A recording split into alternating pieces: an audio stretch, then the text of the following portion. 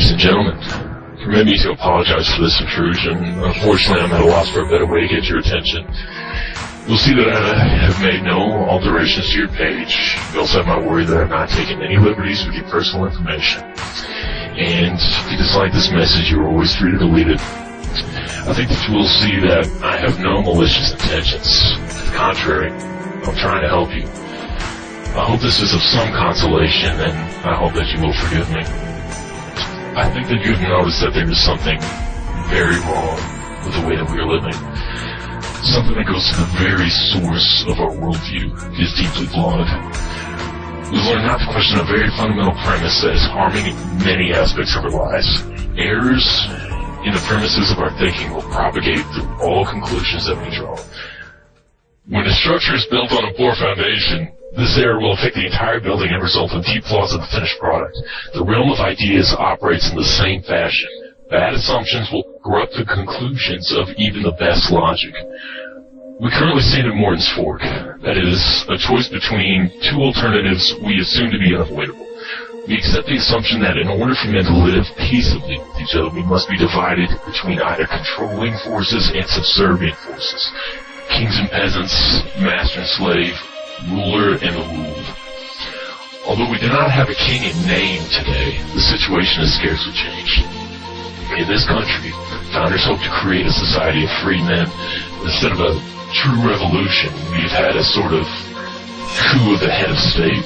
The king has been replaced by this vague idea of the collective, the popular vote, the state. The end result is a faceless government with the voice of only the most influential. The existence of this power relationship is a foregone conclusion. Control is assumed to be essential. We have looked so long at a Hobbesian myth that we have made ourselves blind to the alternative. We can scarcely imagine a life without a master above us. As a result of our flawed premises, neither the slaves or the masters are really free. The course of their lives are determined by the system that they will not deny. The ancient city-state of Sparta is a good example. Sparta's food was produced by the Helots, groups of people whom the Spartans had subjugated. Sparta's livelihood was dependent upon the food grown by its slaves. That's why all Spartan men were trained from childhood to be soldiers. The Spartan army had to be prepared to suppress a slave revolt at any time. Neither the Spartans nor the Helots were truly free. The Helots spent their lives working for the Spartans, and the Spartans had to spend their lives fighting rebellious Helots. A Spartan was not free to choose to pursue other professions, such as blacksmithing, farming, or philosophy. If he did not fight, his slaves would rebel, and the social order would be undone. If this status quo comes at such great cost to its servants, then why do we not cast it off? The answer is in the second result of a master-slave society, violence. Every law and dictate comes with a whisper of a death threat. If you disobey the law and, for instance, refuse to pay taxes because they fund activities you disagree with, like our wars, for example, which you didn't vote on, by the way, then you threaten the status quo. The state can thrive and plunder only if it will harm or kill you for disobedience. Of course, the police and courts will find you first, but if you resist, then you'll be imprisoned. And if you continue to resist, then the police will kill you. No exceptions. Every law, no matter how trivial, will be enforced with violence against you. Remember those words. Against me. A government that operates through coercive force is also pointing its guns at you every single day. Violence and the threat of violence is the only way this system can be maintained. After all, how else can you enforce slavery?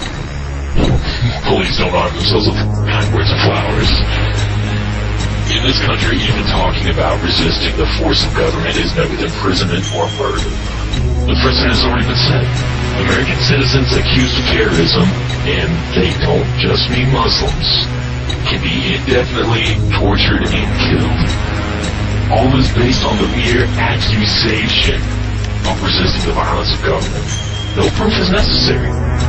All this has been massively veiled with the guise of our own protection. None are more hopelessly enslaved than those who falsely believe that they are free. Since it's to live the life of a slave, we must demand real freedom, even if it is met with opposition. We can begin only by denying Morton's fork. We do not have to live as either a master or a slave, a slave or its servant. We can live with each other as free men.